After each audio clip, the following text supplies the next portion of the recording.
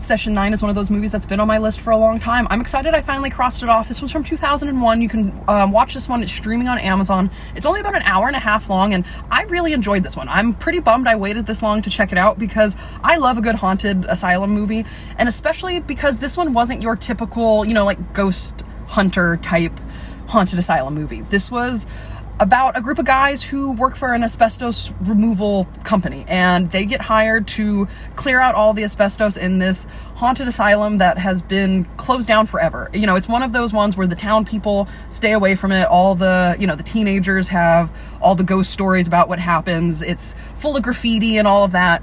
And these guys go in just to do their job, and the dark past of the building, catches up with them.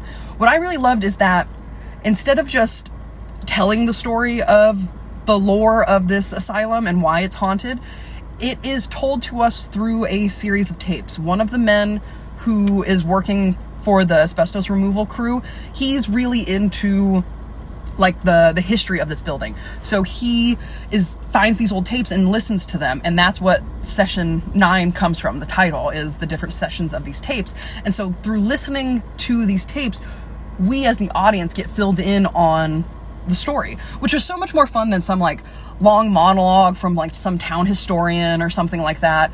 But overall, this was a fun story. It isn't the scariest or anything like that, but it does have a few good jump scares, and the twist at the end is fun. I knew something was up with that character. I'm not going to tell you too much, but I knew something was up and they were leaving something out, and I absolutely loved the twist, even though it was gut-wrenching. Like, to realize what was actually happening was pretty sad, and it, kind of leaves it on a downer, but overall, this was quite a fun story, and it has David Caruso in it, the guy from CSI Miami, the redheaded guy who always takes off his glasses in the intro.